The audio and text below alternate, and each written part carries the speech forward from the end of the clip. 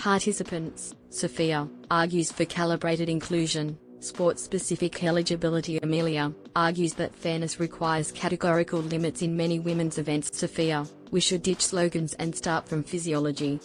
Gender-affirming hormone therapy lowers hemoglobin, lean mass, and strength in transgender women, and performances drop. The magnitude varies by person and by sport, but it's not zero.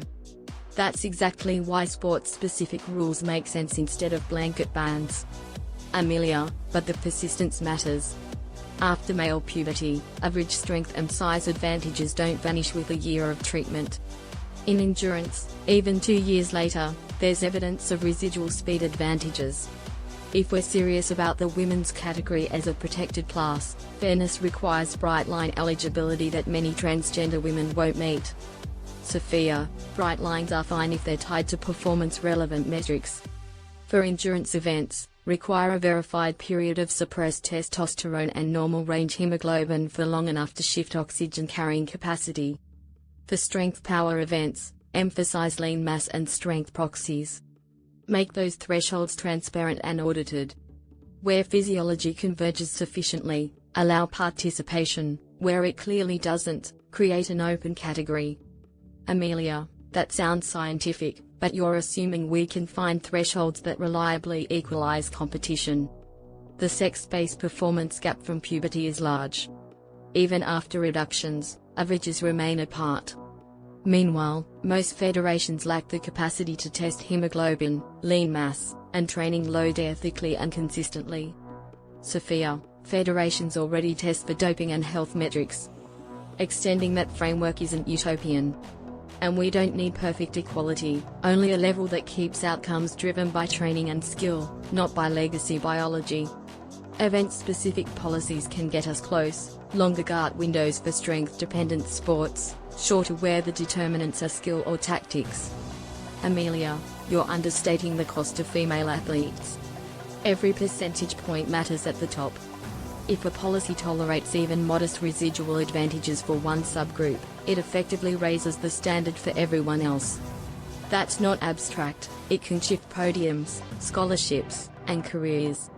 Sophia, then include guardrails that prioritize elite fairness, stricter criteria for national/international levels, more inclusive rules for recreational or developmental tiers. Also, use ranking-based monitoring. If a policy systematically alters the distribution of results beyond expected variance, adjust the thresholds. Good governance means iterating with data, not choosing between everything or nothing. Amelia, iteration is messy when people's livelihoods are at stake. There's also competitive integrity to consider. Women want predictable rules. Many sports have concluded male puberty creates advantages they can't neutralize reliably. They've moved to categorical exclusions at the elite level. That's a rational response to uncertainty. Sophia, it's a response, not the only one. Blanket exclusions treat all sports the same. Powerlifting and archery are not the same. In some skill-dominant disciplines, physiological differences are much less decisive. Why not allow inclusion where the evidence supports it and reserve exclusions for events where fairness can't be preserved? Amelia, because lines blur quickly. What about middle-distance swimming? Strength, endurance, and technique all matter. Who decides the cut-offs? And constant policy changes erode trust. The women competing want stability more than anything. Sophia, stability comes from published criteria, timelines, and independent oversight. Say, for event X, eligibility requires Y months of GAHT plus measures A and B in range, verified by Lab Z.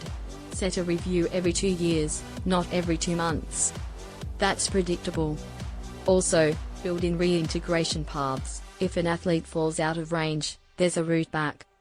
Amelia, there's an equity angle you're glossing over. Women fought for space in sport. If inclusion compromises that space, even marginally, it undermines the rationale for a women's category. When in doubt, protections should favor the female field. Sophia, protections can and should exist. Calibrated inclusion is a protection, because it acknowledges where fairness can't be achieved and provides alternatives. It also avoids stigmatizing all transgender athletes as unfair in every context. We can respect female sport and avoid blanket exclusion where the physiology says inclusion is workable. Amelia, you also have to consider practical privacy and ethics. The testing you propose brings medicalization of eligibility, blood tests, possibly body composition measures. That's intrusive. Women have been harmed by invasive sex verification regimes before. We shouldn't recreate them.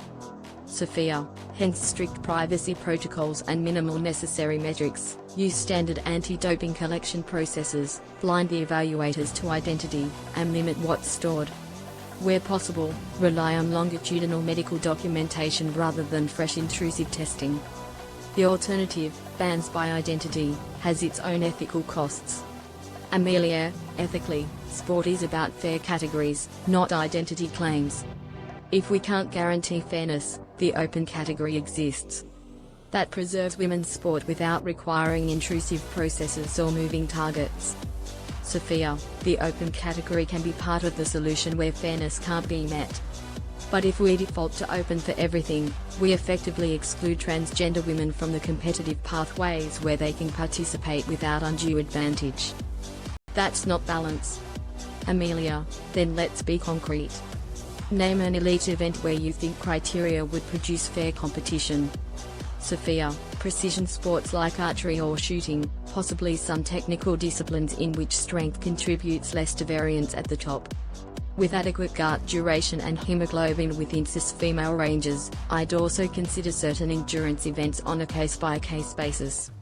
Amelia, and you'd exclude where? Sophia, pure strength/power events with large sex deltas, Olympic weightlifting, certain sprints, and throws, unless future data show convergence sufficient to protect fairness. That's the point, sport by sport, evidence-led.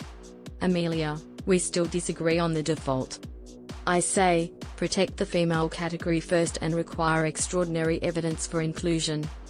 You say, allow inclusion where targeted criteria are met and exclude only when evidence shows fairness can't be protected.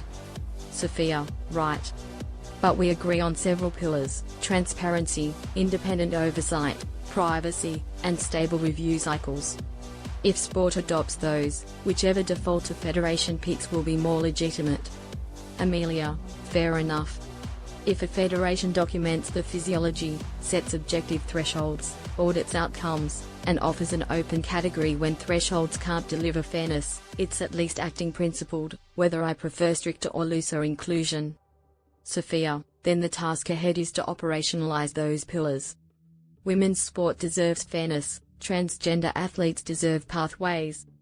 Evidence-based, sport-specific rules get us closer to both.